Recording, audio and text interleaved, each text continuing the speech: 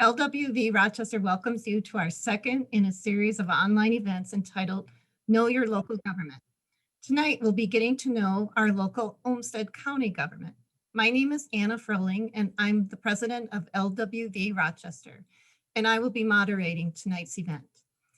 LWV is a volunteer organization active at the state, local, state, and national level to encourage citizens to participate in government. I want to thank LWV members for organizing this event.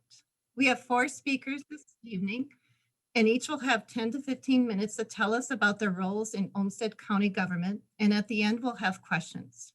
Our 4 speakers are Heidi Welsch, Olmsted County Administrator, Stephanie Padalki, Olmsted County Board Chair, Sheila Kiskaden, Olmsted County Commissioner, Shikha Kumar is a senior at Mayo High School. She's our youth speaker this evening, and she's the co-chair of the Rochester-Olmsted Youth Commission. A few housekeeping tips. This Zoom meeting is being recorded, and we will post the video on our website and Facebook page. Everyone was admitted with your cameras off and your microphones muted. We ask that you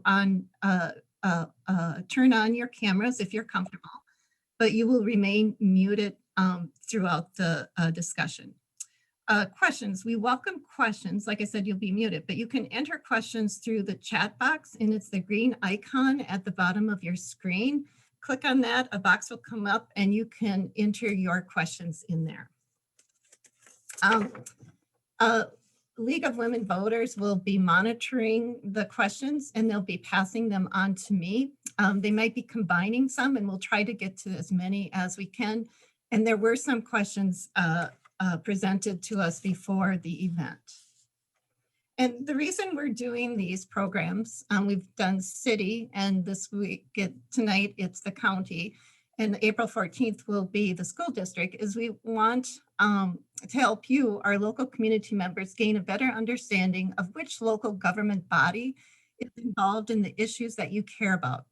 Our speakers will share stories of how others have participated in local government and had their voices heard. Our hope is that this presentation tonight will help each of you over the hurdle so you can see yourself as a participant in our democracy at the local level. So on to the speakers. Our first speaker is Heidi Welsch. She has been the administrator for Olmsted County since 2017. She has degrees in geography and anthropology from the University of Wisconsin and a doctorate from Hamline University in public administration. Prior to her appointment as administrator here at Olmsted County, Dr. Welch worked for Dakota County, Hennepin County, Met Council, and the state of Minnesota. Heidi Welsch will give us a brief overview of her role, span of authority, and issues that Olmsted County government can impact, along with how the county is financed and where the money is spent. So welcome, Heidi. Thank you. Well, first of all, thank you so much for the invitation, Anna and Amy. Amy, of course, who was our longtime legislative aide, and we're so thrilled to be able to do this tonight. I'm going to share my screen, and I haven't done this on this application in a while, so just let me know if that works. Can people see the screen? Mm-hmm. Okay, very good. Then I'm going to start here with just a PowerPoint about the county. And the first, let's see, there we go. Is it advancing just fine for you? Mm-hmm. Okay. Olmsted County actually has 8 cities, and we have 18 townships. And I expect that after we get the count from the census here, we'll be over 160,000 in population. I think we oftentimes just think of Rochester, but really the county is much bigger than just the city. And in our organization, as Anna mentioned,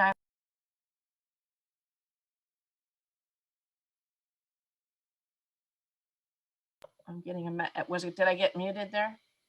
I got a message that said unmute. Hopefully you can hear me. And just repeat like the last 2 sentences. Oh, okay.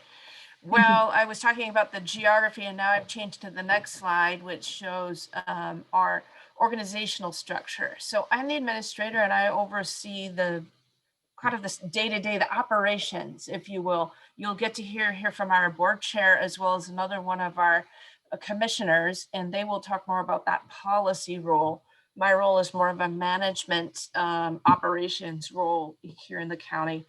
And so we're organized into two different divisions. The first one is physical development, and Pete Geeson is our deputy county administrator who oversees all of those areas. And I'm kind of give you a tour of the kinds of things that the county does as I'm walking through these slides. So Pete oversees environmental resources. That's a department, but mostly you probably know our waste to energy facility. Think of the big tall burners that are out on campus, on what we call county campus.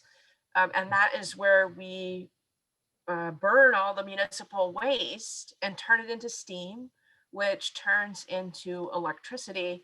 And it's really, keeps the trash from going into a landfill. So it's really a good thing. He also oversees facilities and building operations. We have about 131 buildings. That kind of includes sheds and all kinds of small things, but we do have a lot of facilities run by the county. We have 4 parks plus Grand Park, so really 5 overall. I believe that Commissioner Kiskaden will be speaking quite a bit about Grand Park, so I won't talk a lot about that. We also run a planning department, and that used to be the city and county together. Then we decided that it would make more sense to have the city have their own community development department and the county run its own planning department. We still do a lot of things together, but we have a planning department that helps the townships and does some county-wide activities. We also have property records and licensing. Many people know that department because either you have gone into to do maybe a driver's license or a passport. If you've ever, I hope, and I know League of Women Voters is very, very active in elections. And so that is the department that runs all of our elections for the county. And then they also do property records. So all the kinds of things where you maybe would buy a property, all of that runs through property, or everybody's favorite, paying taxes, also runs through property records and licensing. Then there's public works. People are pretty aware probably of what that is. Roads and bridges primarily. We run, I believe it's 400, I used to know this number by heart, now Amy probably remembers, 411 lane miles, I believe it is, of highways that we operate. There are varying sizes of roads, and we do construction of the roads, but then also think of all the maintenance of the roads. And I always think about our plow drivers who are out, hopefully no more this year, but lots of time that they spend behind the big plows, making sure that our county roads are safe. And then we also have the Soil and Water Conservation District, which is a separately elected body, but there's a lot of water and soil work that also happens in conjunction with that, and that's part of the county. Then we have a second division, and this is our biggest division of people. We have 1,250 people approximately that work for the county, and almost half of them are in our division that we call Health, Housing, Human Services. We just hired, I'm very happy about this, just hired a new deputy county administrator over this area. His name is Travis Granzi. Some of you may know him because he was the director of our community corrections department, but now he'll be overseeing this whole division. This is the division that does a lot of help for mental health for adults and children who have developmental disabilities that need some kind of social worker or some kind of aid. All of that happens in this division. Child protection, child care licensing. We do anytime when you think about somebody who needs public assistance. So if somebody, what we used to call food stamps, we now call it Supplemental Nutritional Assistance Program, or Minnesota, what we used to call cash welfare, right? That's not the word we use anymore. Now we call it public assistance. So all of that work happens in that division. We also have in that division the Housing and Redevelopment Authority and Housing Assistance. There's public health, which I'll talk about a little bit more, and I think probably both our commissioners will talk about it a bit because we've been very busy, as you can imagine, with COVID-19 this past year. But we also do inspections of restaurants and hotels and swimming pools and all sorts of other things in public health. We also have veteran services in that division. And then the last one that I didn't touch on yet is our corrections department. So we oversee when somebody is put on probation after they, they've committed some kind of crime and they've been sentenced to probation, or sometimes when they come out of prison, state prison, then we are the staff that oversee that that population. And then we have a variety of other departments that are listed under my name on that slide, but they're a little more understandable, I think, because most organizations have those internal functions like finance and human resources and so forth. Then in addition, we have 3 different groups, two elected offices, and then our commissioners. So we have an elected county attorney. Everybody in Minnesota, every county in Minnesota has an elected county attorney here. Our county attorney's name is Mark Ostrom. I think he's in his 3rd term here. And he oversees, so when there's prosecution of a crime, he does that work. He also has underneath him what we call a civil division. Those are folks who help with child support, if that needs to go to court, or family court that involves some kind of child protection issue. Those would also be under him. And then we have the county sheriff's office. Kevin Torgerson is our county sheriff. I think he's also in his 3rd term. And we have a full service law enforcement agency. Probably, we do law enforcement so we're patrolling outside of the city of Rochester. Everything is patrolled by the sheriff's department. So even if you live in Byron or Stewartville, the small towns, that's the sheriff's department that is going to answer when you call 911. We also run the adult detention center. So we have beds for about 180 people that would be totally maxed out down at Government Center. That's where what we call the ADC, or the Adult Detention Center is. And then we have our commissioners. So you see there that Commissioner Padalki is our chair this year. You'll hear from her. And then we have 6 other commissioners. There are 7 districts based on geography, and they have 4-year terms that are staggered so that we don't hopefully lose all 7 in 1 year, right? We don't like that kind of, we want to have a little bit of stability in that kind of turnover. As I mentioned before, the commissioner's role is about setting policy. So they represent you all as residents, but they also make all decisions about high-level policy things. So not just, budgets are kind of an obvious thing, but they also make decisions about how important and what kind of programs do we want to run in all of our various departments. And I'll let the commissioners talk more about their role when they're up. A little bit about how we're financed. Our 2021 budget is just about $264 million. That's everything in and including the HRA, which is a separate taxing authority.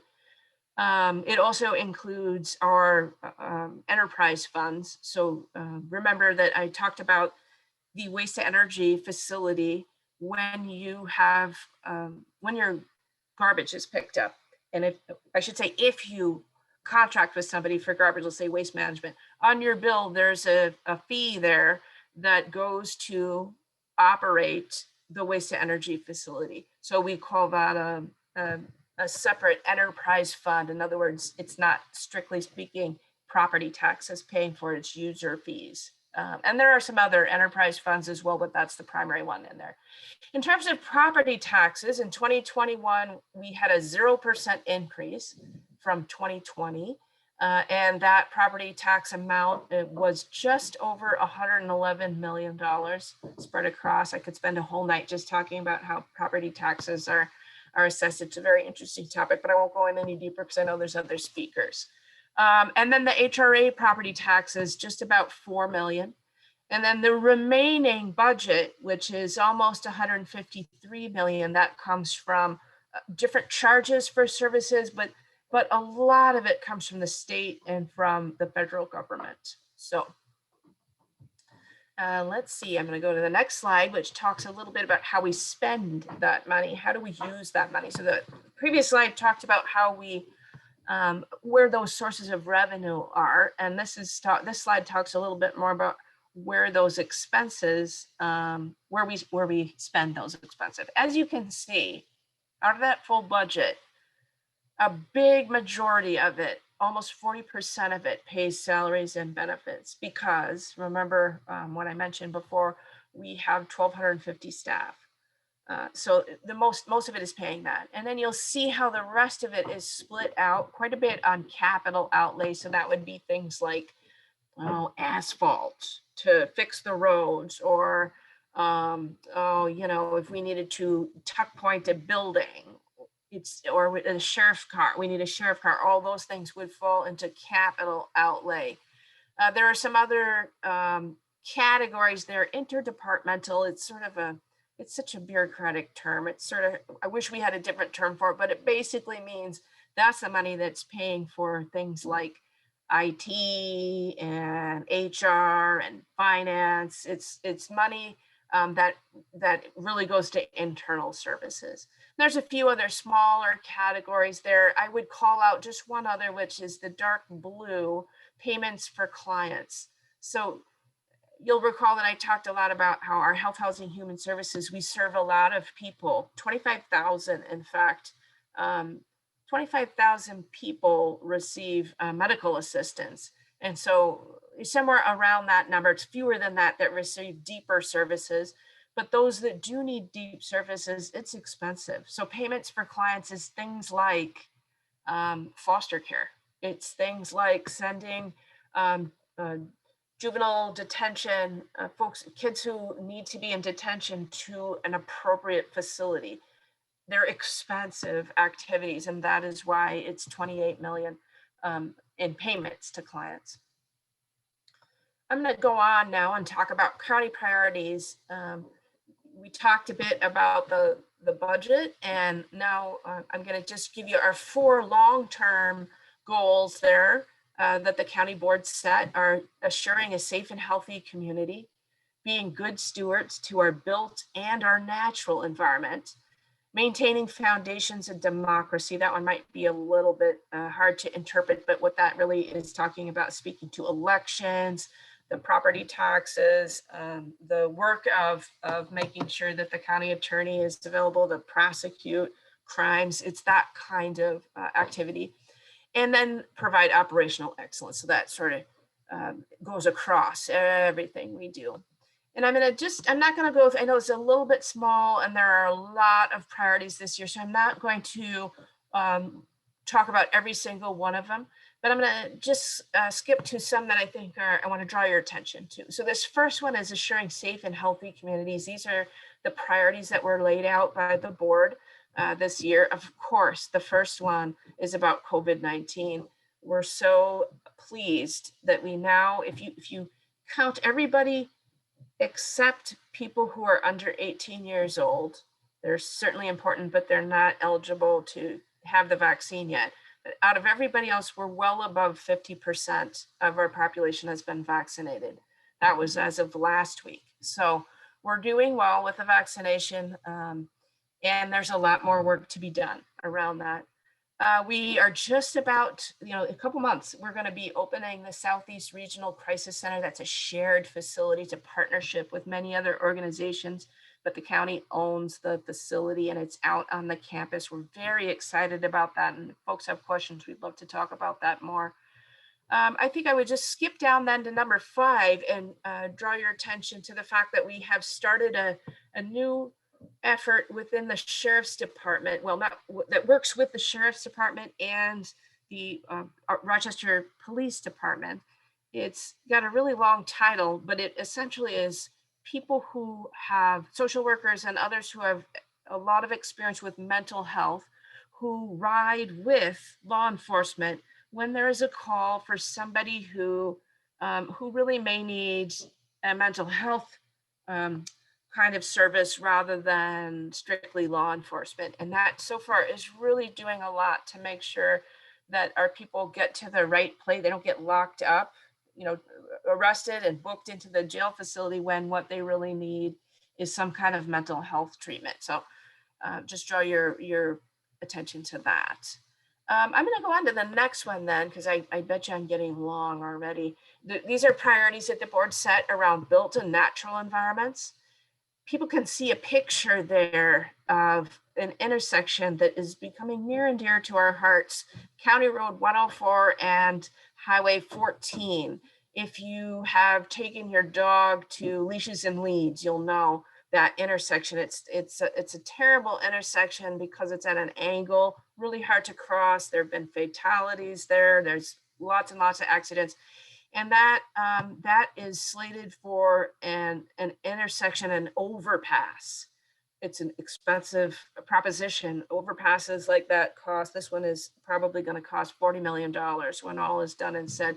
But it's really important because of the safety of everybody who drives on that road. So we're very focused on that. And then I know Commissioner Kiskaden, I'm not going to talk a lot about this one because I think Commissioner Kiskaden will talk more about Graham Park and the adjacent property and how we're working on that. There's a few other pieces in there. Materials Recovery Facility, or MRF. This is going to be a neat thing. It essentially will clean the garbage. I know that's really a strange way to think about it, but it will clean the garbage so that we really take out the usable recycling.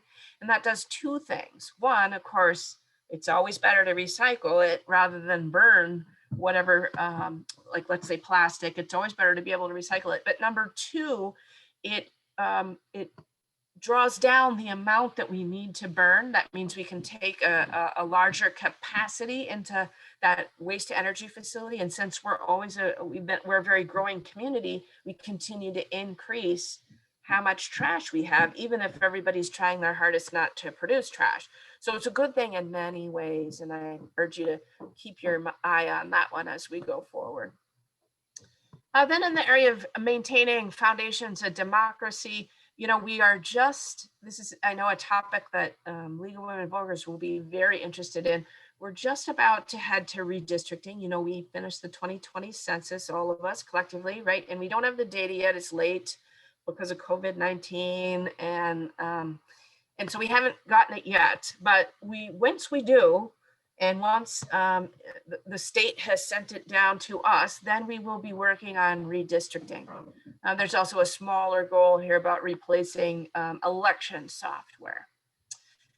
Then I'm not going to spend a lot of time on these. These are a little bit more internal, but the important piece is that you know that that we are constantly striving to be excellent and efficient in what we do, and a lot of times that means a lot of internal kinds of goals. How can we make our financing as efficient as possible? How can we make our IT systems work as good as possible? So that's kind of what these last ones are about.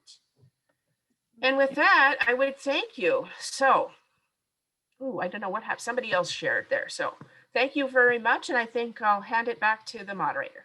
Okay, thank you, Heidi. That was, I have a feeling you could have gone on about that for a while. There's a lot of interesting things that the county does.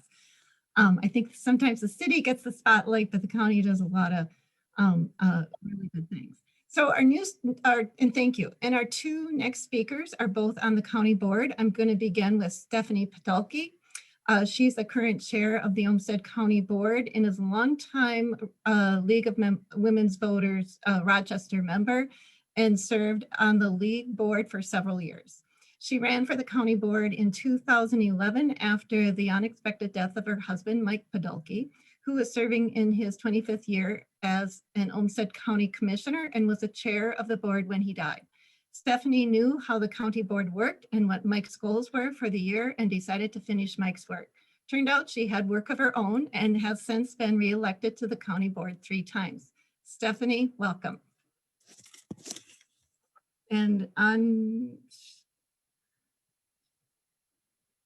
she's getting her unmute. There. Good. Can you hear me now? Yes. Okay, sounds like one of those commercials. Can you hear me now? So good evening, everyone. I'm Stephanie Padalki, as was introduced, and I think what I was asked to do is talk a little bit about what brought me to this position, and what kind of projects I work on, and how I see the county being integrated into our lives. So my background is as a public school teacher, a failure to thrive daycare provider. I worked in a nursing home for 6 years. I was the project uh, the project manager for several specialized foster homes. Um, I raised 2 kids in Rochester. I have a small business of my own, and still doing that. And I was an in-home family therapist for a long time. And some of you may know this, and some of you may not. I play the washboard and percussion in a crossover blues band, because we all need that side of ourselves as well. So as a commissioner, I represent District 1, which runs from about roughly Mayo High School to John Marshall, right through the heart of the city. But although we represent districts, all of us really look at the county as a whole. We see our job as setting policy, setting the budget, doing our best to make decisions that will prove wise 20 years from now. I've said this before, that we sit in the shade of trees we didn't plant. We attended schools we didn't build. We drive on roads we didn't plan. Someone else did that. And now it's our job to make sure that 20 years from now, someone will say, wow, that county board really knew what they were doing. And I'm so glad they did that. So of the 7 of us, we have a variety of interests. Some people are concerned with water, some with transit and transportation, some with governance, some with water quality. I am mostly focused on social services concerns, and so I'm going to talk to you about that for a little bit. Those who know me know I'm not really a very technical person, so I'm not going to have a very flashy PowerPoint to show you. Hopefully, I can paint a picture for you with my words.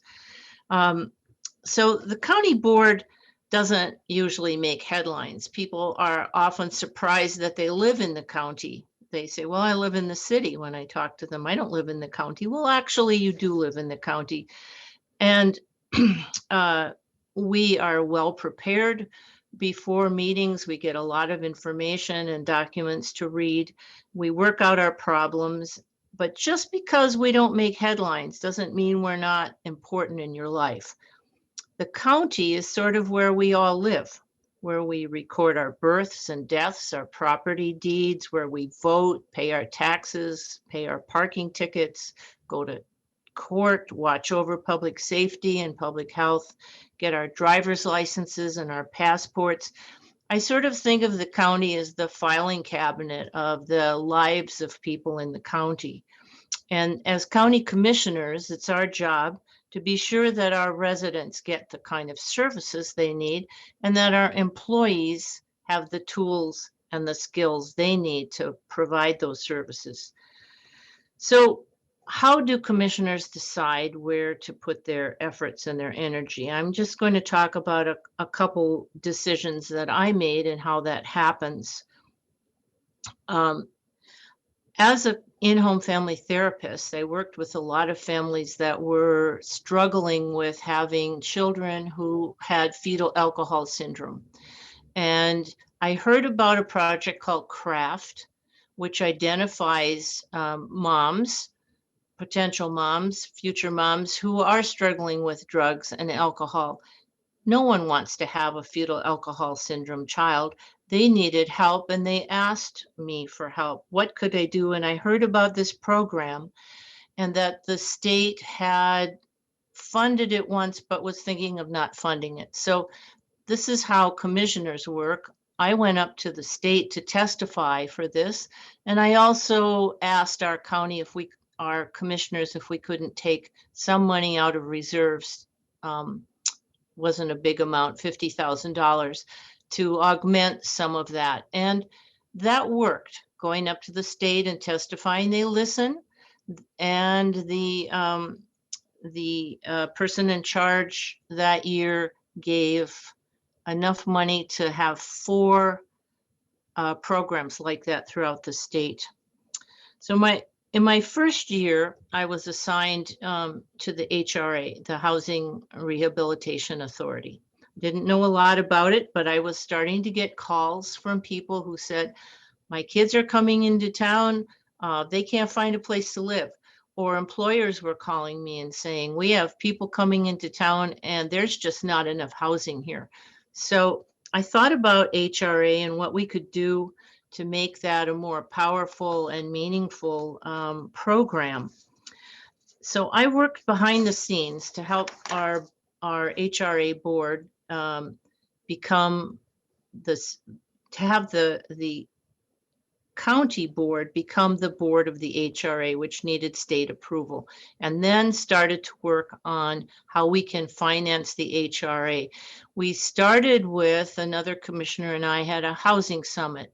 Some of you may remember that from some time ago. And out of that came a real interest and understanding of the problem we were going to have with housing, and the Maxfield study, which very clearly showed us where we needed to put our attention in terms of housing.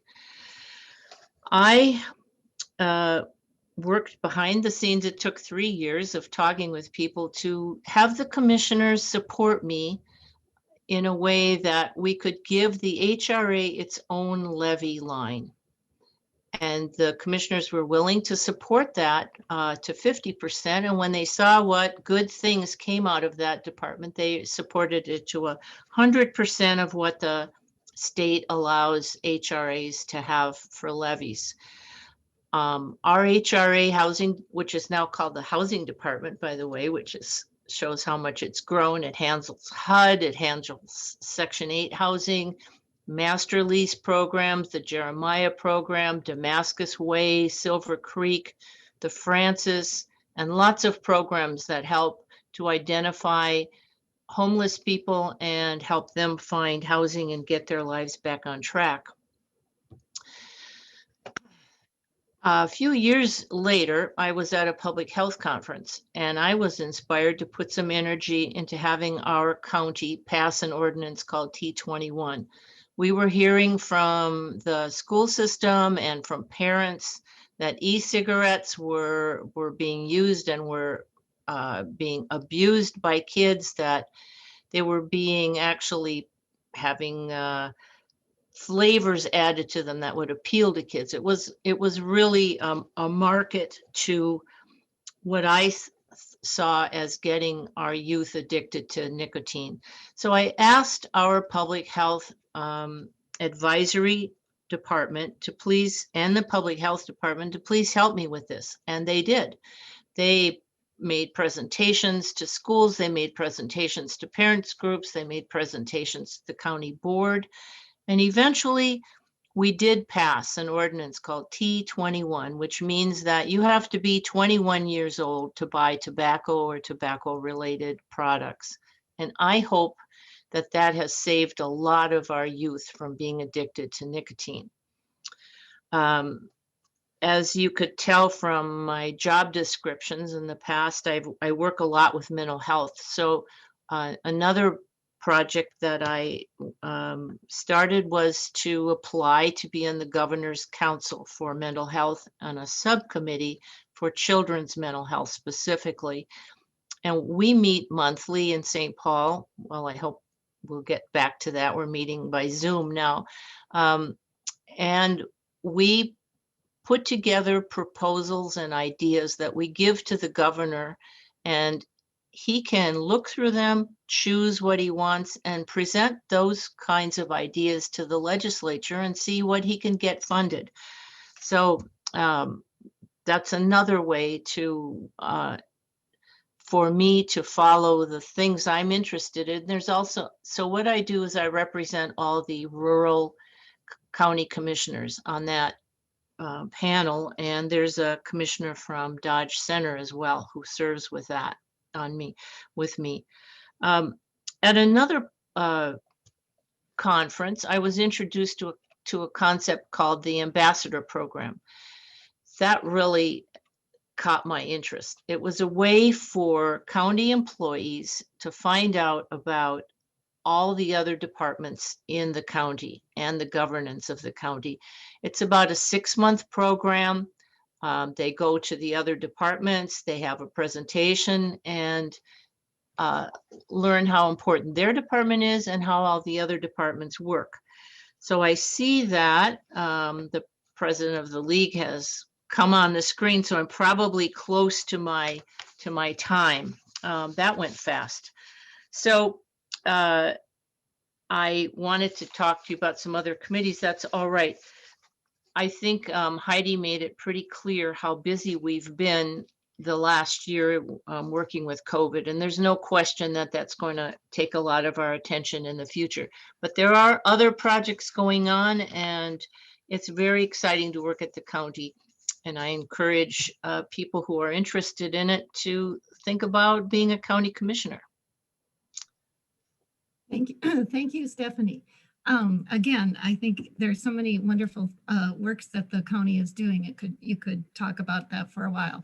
And I did attend the T21 County Commission meeting, and that was seeing advocacy at work. That was really interesting. It was a good meeting to attend. And thank you for your work on that. Our next county commissioner, that will be our next speaker, is Sheila Kiskaden. She's Olmsted County Commissioner and a former state senator. She is also a longtime LWV member. She has had a long career that included managing local nonprofits as an organizational development consultant, and over the years as a county's human service planner and as legislative liaison. She reports that her role as legislative liaison led to her being recruited to run for the state Senate in 1992. She served in the Senate for 14 years, left to return to her consulting practice, and after the last redistricting, and I know there's a question coming up about redistricting, was recruited to run for county board in 2012. She is now in her 9th year as a county commissioner. Welcome, Sheila, and I'll turn it over to you. Thank you. I'm glad to be with you, and let me just check the volume okay on the voice. It Good. sounds good. Great. Well, I have had a long career, and most of my career has been interwoven with Olmsted County since about 1976. Honestly, even when I was in the Senate, I felt like I was still working for Olmsted County. And in my consulting practice, I often had contracts with Olmsted County. So those of you who know me, and I looked at the list of people who are here, many of you have known me for a long time. And you know that my focus in the theme of my long career has really been on health and human services issues. I started out as the regional coordinator for Planned Parenthood. I worked in corrections. I was the county human service planner. I did a lot of work with not-for-profits in the community. And when I was in the legislature, I also always served on the Health and Human Services Committee. That's my love, my passion. When I was encouraged to run for county board, I thought, you know, I'm going to do that because I love Olmsted County. I have a lot of respect for the staff and the way Olmsted County is known for innovating and for its focus on people and good service. And it's a place where you can get a lot done if you care about health and human services. Lots of ways to get things done. But it's, you know, nothing's ever really quite straightforward. I do want to note that our colleague Greg Wright seems to be on the call today too. And so while he isn't presenting, when it comes to questions, you may want to involve him a little bit as well. But what I really wanted to talk to you about a little bit is the role of an elected official, because one of the dilemmas always is what they call in political science is, are you a delegate or are you a trustee? And a delegate means that you are elected and you vote the way you think your affinity group wants you to vote, whether I strongly identify with a party. And let's note that the Olmsted County Board is a nonpartisan office, just like the city council, or whether you vote with your caucus or whether you vote, you know, so you're a delegate, you're voting the way some organized group wants you to vote. And sometimes that organized group is your own community, your own district. Or are you a trustee? And the concept of a trustee is you represent people, you study the issues, you try to weigh the pros and cons of various issues. And as I think it was it Moynihan who said, you try to vote the way the majority of people would vote if they had access to the information you have. So if you're really studying the issues, you can go in with one set of opinions, but as you listen to people, as you listen to staff, as you learn, your opinions can change. And another thing that's really important about being an elected official is you do need to listen to what the community wants and so advocacy groups within the community, including the League of Women Voters, are important for judging what are the preferences of the community, what is it that the community wants to see happen in this community.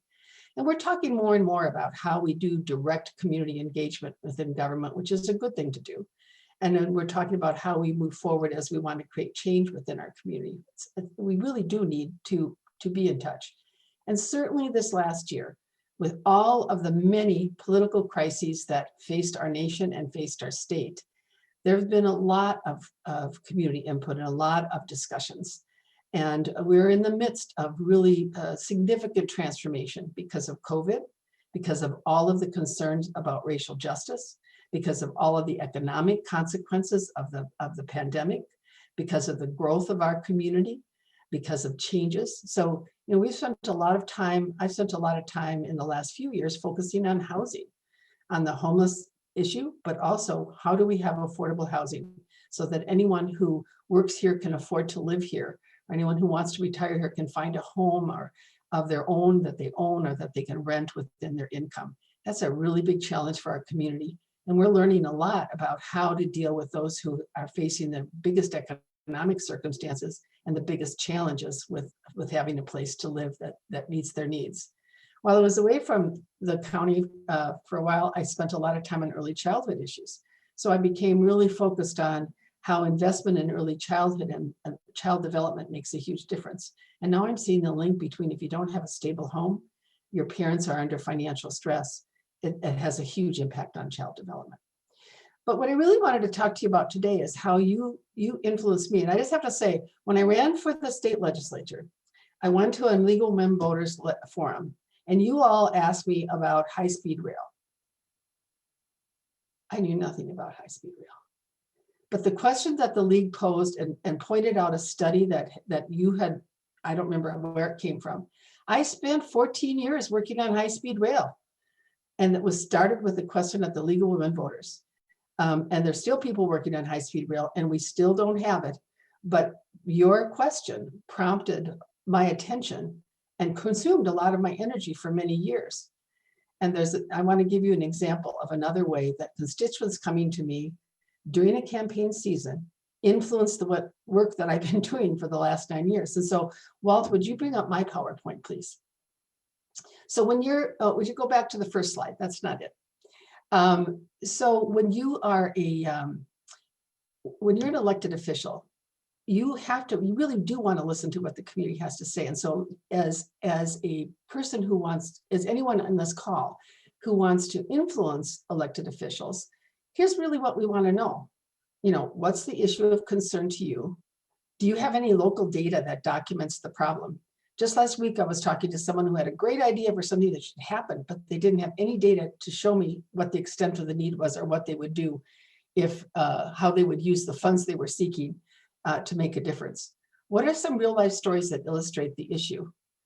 What's your connection to the issue? And who else supports your request? So there are times that one person, there were a lot of times when I was in the legislature especially, and sometimes now, one person will come to me with an issue and I'll work on it and get it resolved for that one person.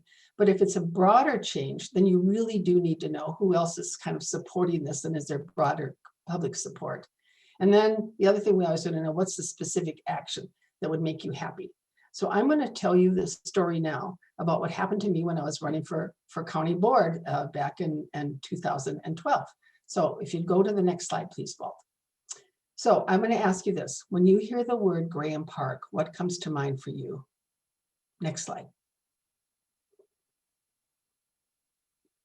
Do you think of hockey? We have 4 sheets of ice at Graham Park. It's the place where our high school hockey teams play and youth hockey play. We're the only place in the state that has 4 sheets of ice in one spot. Next one, please. Do you think of the Olmsted County Fair? Well, you should, because with Olmsted County Fair is there every year. And originally, Graham Park was given to the county by Dr. Christopher Graham and his wife for agricultural and educational purposes. It's a 60-acre, just shy of 60-acre piece of land right, along the Beltway and along South Broadway. Let's go to the next slide. But when I was running for office, 3 different things happened to me. The first one is that I was invited to coffee, and we went to the Canadian Honker, and I met with the Rochester Visitor and Convention Bureau head, which is now called Rochester's Experience. And they wanted to talk to me about the fact that Graham Park was really ugly and had been ignored and was in decline and had a lot of deferred maintenance. And here it was 60 acres right in the middle of town, and it could be a lot more.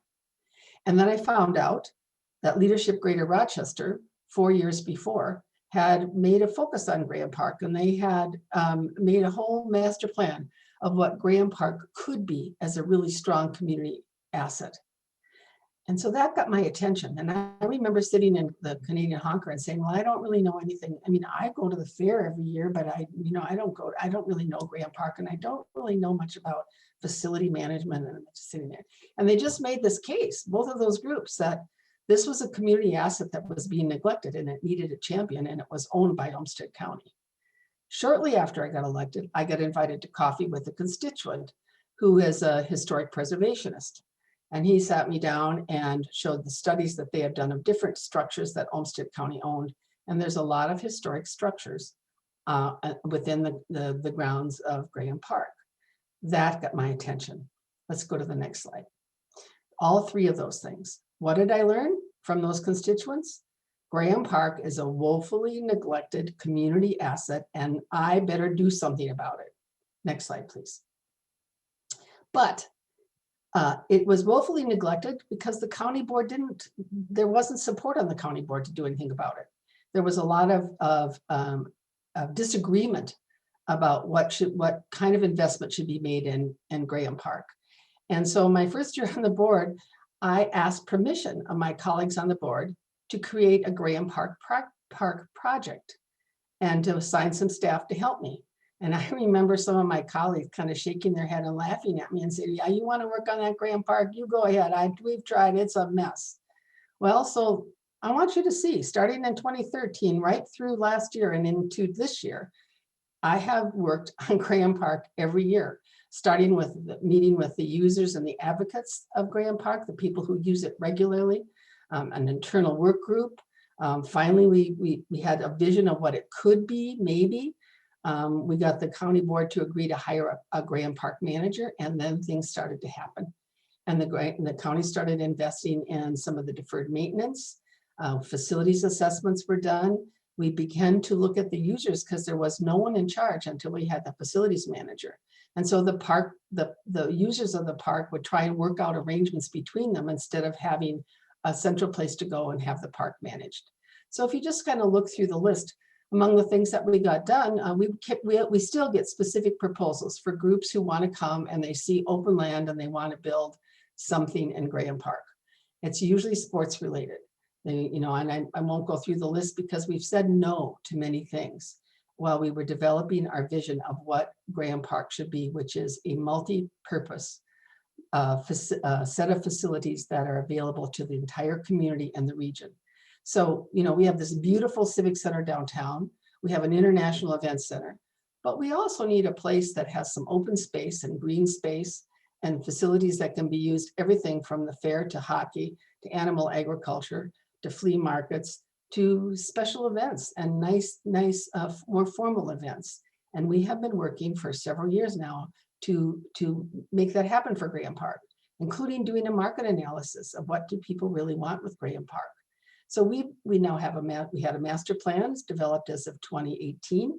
We've been making solid progress, and we're going to be updating that master plan and looking to the future. So to go to the next slide. So this is what people told us. These are the kinds of things that when we asked the citizens what they saw as essential, important, not important at all, you could kind of see the range of things that really are now being reflected in Graham Park. This is what people, we did this actually at the fair. We asked a lot of people, we had a booth set up and we showed some of the master plan and asked for feedback. And this is what people told us. We were kind of surprised. I think some of the county board members, especially, how much people own Graham Park psychologically and how much they love that corn tower. Let's go to the next one. So now we're envisioning Graham Park as a place where lots of different kinds of activities can happen that are family friendly, that are community friendly, that serve our region. You know, along the way, we acquired that Seneca property that adjoins Graham Park, and we've now demolished the Seneca canning factory. And the debate was, you may wonder, are we going to add that to the park? And the decision is no, but we do want to make sure that there is compatible development on that piece of property, that 11 acres that adjoins Graham Park, and we are preserving the corn tower. Next slide, please. So this is what it looks like now. So if you see that this was, I guess this is the Graham Arenas. We envision having an expo building built that will be multi-purpose and will take down some of those old pole barn buildings that were built for animal agriculture. We actually had a building fail with too much snow a couple of years ago. We've moved we've paved the north lot. The farmers market is located out there and they have visions of having some kind of a pavilion for themselves. We're looking at an amphitheater. We're looking maybe a play space. There's a lot of things that can happen to make that a beautiful asset for the community. You see a lot of landscaping planned in there and a festival and plaza and a central commons for the park, and programmable spaces that can be used for a variety of different things. So that market study that was done, we were having people wanting us to put in hockey arenas and baseball stadiums. And the market study proved to us that wouldn't be the right thing to do. And the county board is really clear now. They want open space. They want multi-purpose use. They want it affordable and available for the full community. So next slide, please. So we're working on the deferred maintenance. We've done about $8 million of capital improvements in the last few years. We've got another $400,000 going in this year. We see another $2 million in needs just to maintain the buildings that we have. But just think, if we didn't have Graham Park, the way it was, that was where we set up the portable COVID testing site.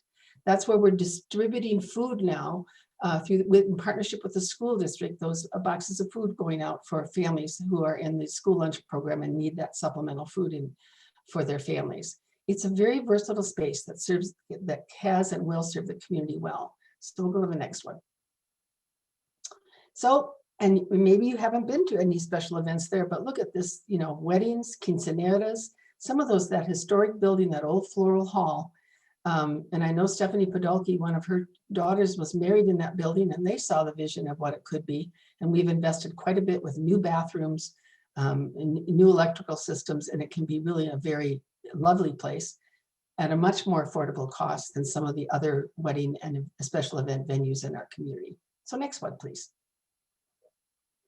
And we got the farmers market. We're now the home for the farmers market, and the farmers market folks are very happy out there. And they're starting to do all sorts of programming that will invite families and people to come out and do activities in Graham Park. And that's what we want to see. We want to see lots of things happening there that people can really enjoy. Next, please. And we have a new exhibit, and this honors the Graham family and their donation. Many people don't know that that was originally part of Graham Farms, and Dr. Christopher Graham and his wife, I'm forgetting her first name right now, they made a decision that this is part of their legacy to the community, and we've honored that legacy and continue to honor that legacy as we make Graham a park, a place that we can gather, celebrate, and learn together as a community. Next slide, please. Look inside the arenas. That's a new display. Here's what we're hoping to be able to do next. And one of the reasons I wanted this on your agenda is we are asking the legislature to help us fund a new multi-purpose Expo Hall, which will be built down by the Graham Arenas, probably flipped to where that shows on the parking lot on the right-hand slide now. And this would be space that you can use for all sorts of things and convert it. It's not in competition with Mayo Civic Center, which is a high-end, lovely facility. This is really much more more versatile and less elegant, but I think will provide a lot of spaces for a lot of different kinds of community activities. And the last slide. So we're still a work in progress. This year, we're updating the market analysis. We're focusing on our community users and our regional users. We're going to continue improving those facilities, and we hopefully will have some success in getting state bonding for that multipurpose hall. Amy Cockett worked on it for us. We're still working on it, Amy. And hopefully this, I remember Amy and I meeting with Senator Senjum and asking him and him encouraging us to seek capital bonding for that project. It hasn't been funded yet, but hopefully will this year. And I think that's the end slide. Walt, you want to do one more? Yep, that's it. So the message I'm trying to give you is I really think that our county does all sorts of different things, and we do try to engage you in our decision-making about what you see as the needs, whether it's for our homeless, our affordable housing, or our parks. Thank you, Sheila.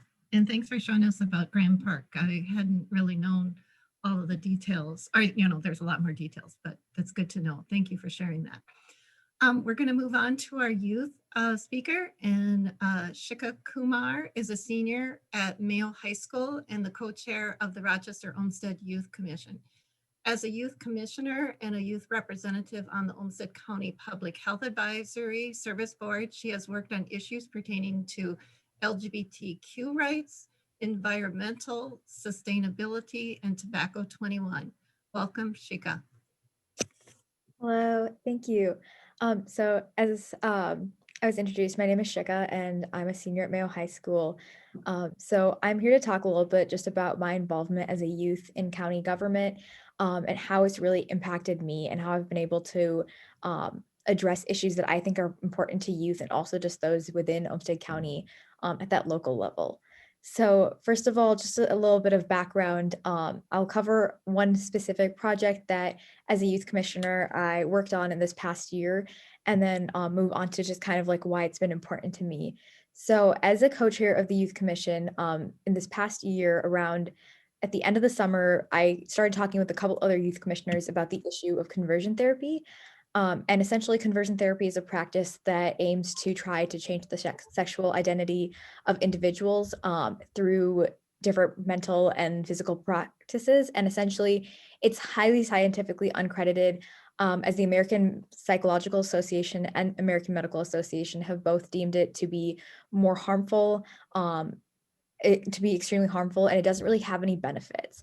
So because of that, and the awareness that we do have a LGBTQ youth population within Olmsted County, fellow youth commissioners and I saw it as something that we could really address at the local level because it is often hard to get momentum around this issue at the state level.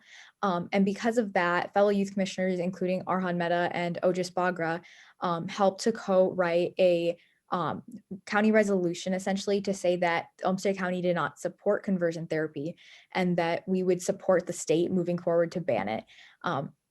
And with that, we were able to also utilize not only the local county government, but we were also able to use the county's advisory boards to gain support. So as a youth representative on the Public Health Services Advisory Board, I was able to talk to the Olmsted County Public Health Board and discuss my concerns and gain actually the support of theirs and their endorsement for this resolution, as were other fellow youth commissioners on the Community Services Advisory Board, as well as the Human Rights Advisory Board. And I think that all of that is just a great representation of how those within the Youth Commission and overall across Olmsted County can really utilize local government and the county government to gain support for issues that are important to them. And so because of that backing of the county boards, it really helped to legitimize our concerns and also show that it was a pressing issue that was supported by community members to have a change forward. So with that, we were able to bring this resolution to the county board. I apologize for the noise. And once we were able to bring it to the county board, Commissioners Kiscaden and Podulke, were able to help us kind of look at the resolution, see how we could appropriately address the issue, and just kind of change up some wording to make it like the best possible product that we could have. And it was great that in December we were able to successfully have that resolution passed. And I think that that for me is just one example of how, as a youth, I've really been able to take issues that I'm passionate about and see how I can change it into policy change, or I can have it be addressed at the local level. And other things that I know I have worked on personally as a youth commissioner and youth representative on the Public Health Advisory Board, but also other youth commissioners and other youth in Olmsted County is address the issue of tobacco 21. Fellow youth commissioner Otis Bagra and I were both on a panel with both youth who did vape and who didn't to talk about the issues and really engage in community education, as well as other commissioners have served as representatives on county advisory boards and given their input on different issues.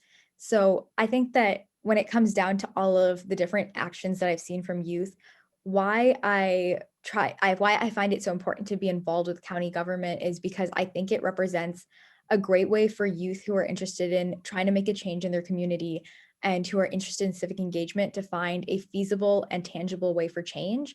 And I think that's really truly because the county level officials have a really big, deep vested interest in listening to their constituents far more than we can often find at a state or national level. And you're able to develop those close connections with them that you can really talk to them about what your concerns are, and they will listen to you and try to help you fix it. So I think for me, that's been a really big part of being involved with county government, is that I can see my concerns being directly addressed and I can find a way for myself to kind of act on it, whether it's with a resolution, like with conversion therapy, or it's being on a panel about tobacco 21, really whatever it may be. I think that that's something that's really beneficial for youth. And it's great that Olmsted County has like the infrastructure to do that.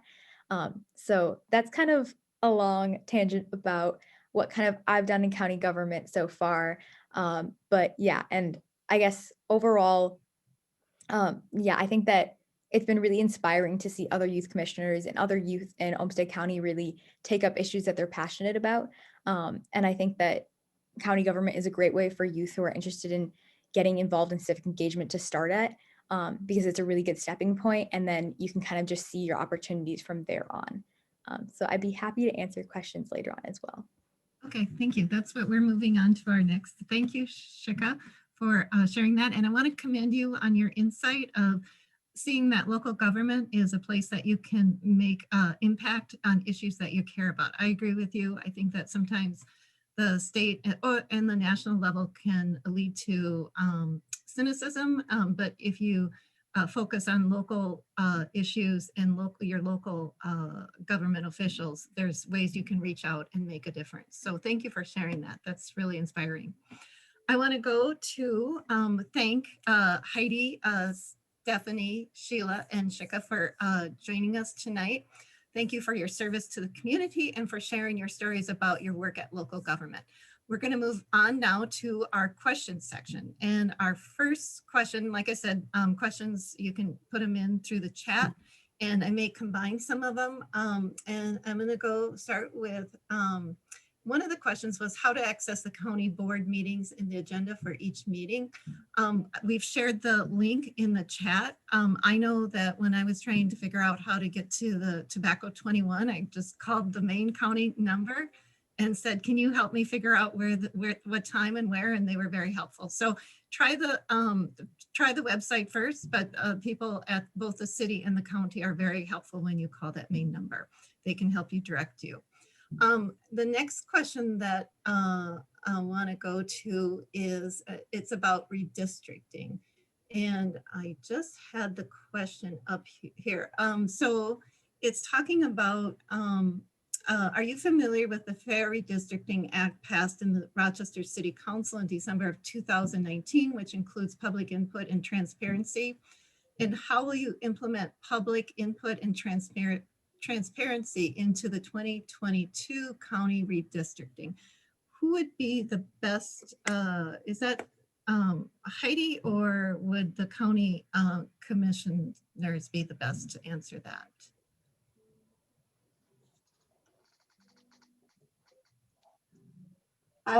Heidi, are you good? Let me start the conversation. Okay. The process that we use in the county really comes from our planning department. So once the data is out, and we know how big what kind of growth we've had in our county. Our planning department used to be the planning department did it for both the city and the county, but now we have separate planning departments. So the planning department looks at the population, looks at the guidelines that have been established generally for good redistricting, you know, like no more than a 2% difference between districts of different sizes. And they prepare a series of maps that then are brought forward and reviewed in a public meeting. We've already had one county board briefing at our county board meeting about the redistricting process. It's going to be a little convoluted this year because the census was late, and that getting the data out is really is coming out much later than it's supposed to.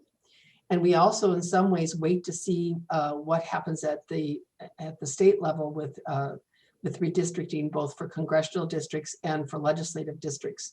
So, and we have to somehow try to coordinate a bit with the city of Rochester so that there's some congruence for the voters. It's a little confusing already when you've got, you know, many different districts. So the process really is one that's very much staff driven with public hearings and public opportunities for public comment. And I don't anticipate that we're going to be doing anything much different this year than that process that's been done in the past. Unless I don't know if Heidi or Stephanie want to comment, but. Yeah, I would be happy to jump in just to say that everything that Commissioner Kiskaden said was correct. And there's a lot, I mean, those of you that are on this call probably know there's a lot of rules and regulations around how to redistrict, and we're very careful about making sure we follow those. I want to just address directly, there has been some comments in the public that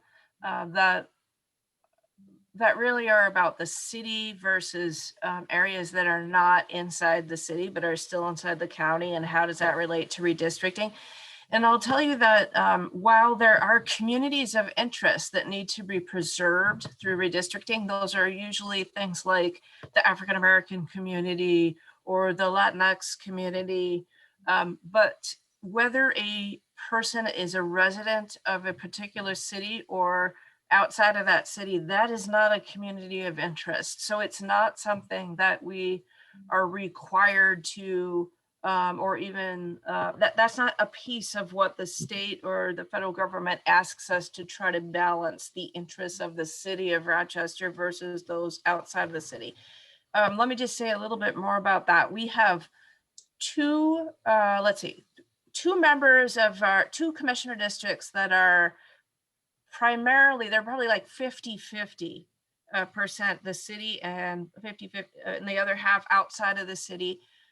4 districts that are just about entirely within the city, including the 3 commissioners here on the call, and then 1 commissioner district that is entirely outside of the city of Rochester.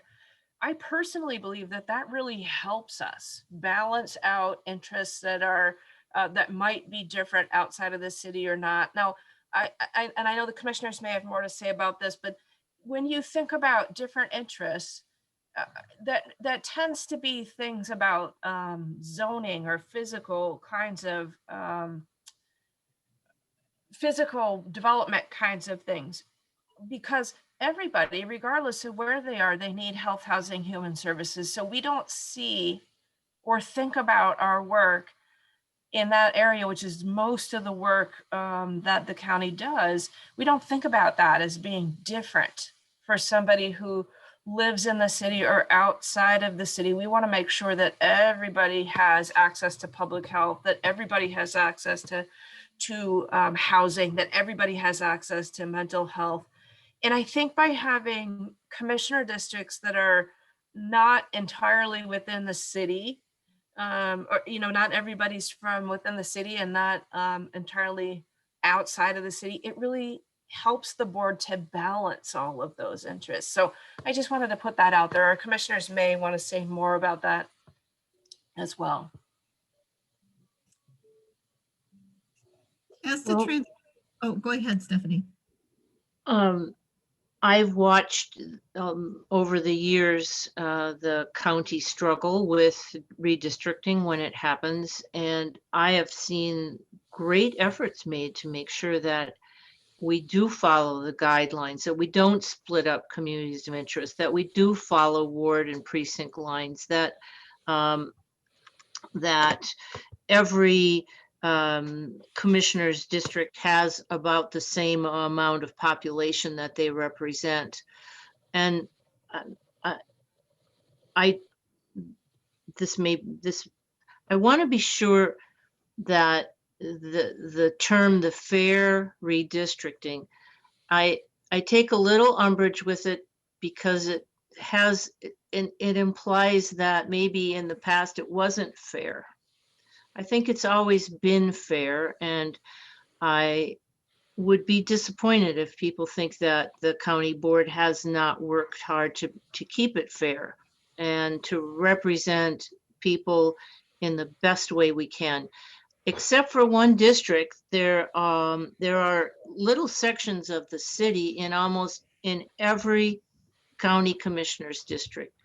So anyone from the city who wanted to run, even if the district is mostly rural, could run for that seat. Those are the sort of things we try to consider. And when our planning department presents us with 10 or 12 maps, we study them and get it down to a few, maybe 4 or 5, and then we look at those to make sure they're fair. I think we do a good job of trying to make things fair.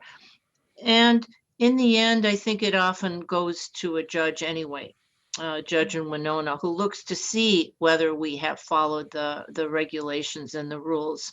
And if we hadn't, I think it would have been sent back to us. So I do hope that you hear that word fair redistricting and keep in mind that I personally believe that it's always been as fair as we know how to do it. And as to transparency, there'll be meetings that will they be by Zoom, or we don't know yet, right? By Zoom or virtual or in person, but they'll be listed on the county website. Is that right? That's right. We'll try to do it the best way we can to keep people safe, but allow people to have as much input as they want to have. Okay, that sounds good. Another question is, what is the best way to ask questions or for us to give input to the county board as your constituents? I know, Sheila, you mentioned about meeting some people who had an issue of concern about the Graham Park, and you met with them at Canadian Honker. How did they go about contacting you, and how do you approach that? You know, our emails are right on the county website. I think our phone numbers are there too. I think every one of us responds to, we don't, honestly, compared to being in the Senate, I don't hear from many constituents. So I know I always try to respond quickly when I get a direct constituent concern expressed. And sometimes there's organized effort, like when I was first on the board and we were dealing with the Lake Zumbro Lake District. Oh my gosh, that was a really hot issue. Probably the city of Rochester didn't pay too much attention to it, but we had lots of people communicating with us, including incidentally, Mark Tyne, who ultimately became a commissioner, kind of motivated him to run, I think. No, really, just send us an email, make an appointment. You know, you can ask us to go to coffee or make an appointment. We can have phone conversations. We can do Zoom calls now, which that's a new thing.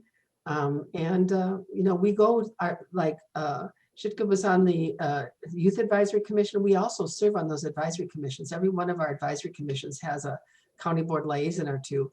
And there's a lot of you know, just naturally conversations that go on when you're in those meetings on the way in, on the way out. And that's another way to serve on those boards and commissions, and you get direct access all the time. So, and plus your work comes, as she described, ultimately to the board. So I think we're pretty easy to find. I have found that too. In fact, I sent a comment in to my commissioner, And next thing I know, I'm getting a contact from him to talk about it. So my experience, both city and county, is that you're all very responsive. But, and also if you have other people of interest that have the same interest in that issue, it's good to pull them into to meet, because it's you get more input. And Stephanie, you had a question, or you were going to. I did want to say that before our board meetings, we always have a public comment time. Forgot about that. Anyone is welcome to come and address the board and tell us what's on their mind, or give us some ideas, or now and then compliment us.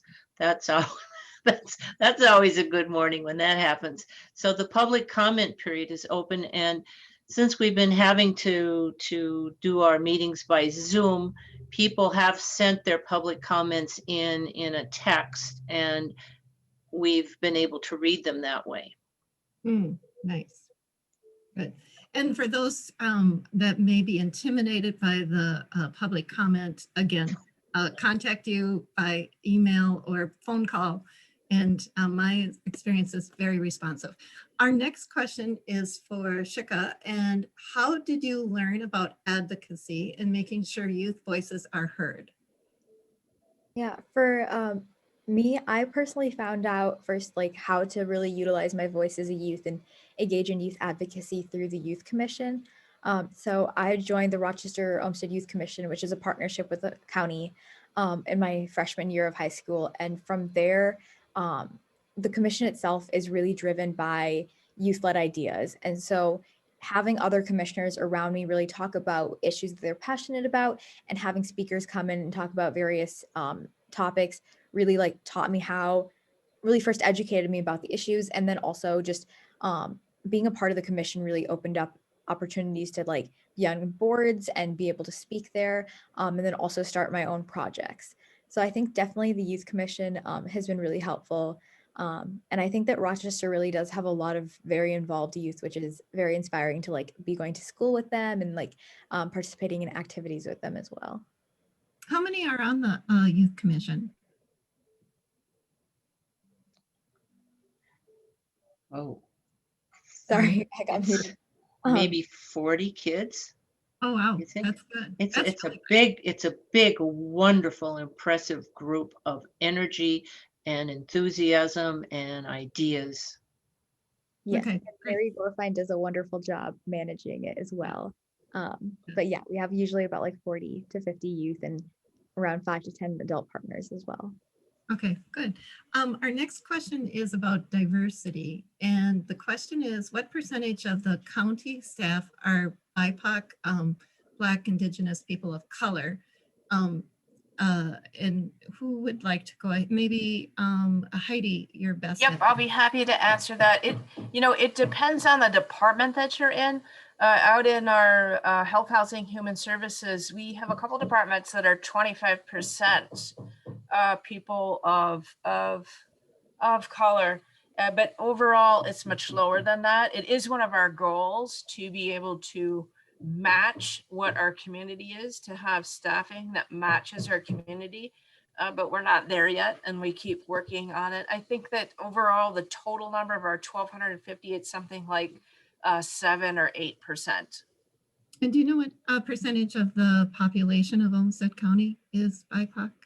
Yeah, it's more like 12 or 13. Okay. So To that point though, Anna, I think I'd like to just call out that in 2017, the county board passed something called the One Olmsted Resolution, which it was, 2017, before the broader public focus, there was a lot of concern already, and it makes a commitment to seeking equity, social, health, and economic equity for all of our residents and within our own staffing. And so that there is a whole internal work group that is focused on achieving the mission of equity.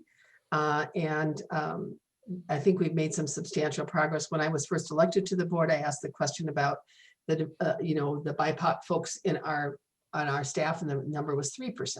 So, we're making steady progress. And we also have created a Bridges to Healthcare and a Bridges to County Employment program. Bridges to Healthcare wasn't ours, but we participate in and help finance, which takes people who might be not normally in a good candidate for county employment, often people who are financially distressed or don't have college degrees or the right credentials, and gives them on-the-job training so that they can move into county employment. And we've had quite a bit of success in our social services program with that, and we're looking at how we can expand that. That's good to know. Shikha, what's the percentage of BIPOC on the youth commission? I'm asking you to do instant math, quick math, sorry. Percentage wise, I want to say there's at least like 50% of our, and I'm As maybe well. I'm So wrong with, we are. It's good to know. Mary might know the exact numbers better than I do, but I do think that personally, having sat on like the commission for now in my 4th year, I've definitely seen we've consistently grown more diverse through the years. And I think we do represent a really good cross section of Olmsted County, which I think is very impressive, and it's very much reflected in what we do, I think. So yeah, I would say 50%. I think Mary put it in the group chat as well. Yeah. Okay. Oh, 50%. Yep. Thanks for letting us. Thanks for that. I'm going to move on to another question. What issues do you work with other local governments on? I know that there was some issue with the road out by the college, that was a county city thing. What other issues do you work with? That may not be the best example. Okay. Well, there's just so many things. I mean, really, I tell people that, the city works on the built environment, which is really important in many, many ways, so the vitality of the community. For a public health perspective, you want to look at the built environment as promoting health, making it easy to do the right thing for your health. But, look at the focus we've had on COVID, look at the focus we've had on homelessness. How about getting kids into school and staying in school? It just sort of feels like even when you build a road, we have county roads that we eventually turn over to the city and become city streets, like 16th Street Southwest was a county road when I got on the county board, but it's now a city street, or 2nd Street Southwest. Look at our waste to energy facility where the city, the county sets the tipping fee, and the city has to have an ordinances, and all the waste comes there. You can't deal with environmental issues without dealing with other units of government. And don't forget, we also have 18 townships and 5 other cities, 6 school districts. And then because we're a creature of the state of Minnesota, that's something people don't understand about counties, is the state tells us a lot of what we must do, how we have to do it, and how fast we have to do it. And particularly in the health and human services arena, we are a state administered, locally delivered human service system. We're one of only 11 states in the country that do it that way. And so county government is the front door for social services, corrections, public health. So we work with other units of government. We have to at least coordinate, which is different than collaborate.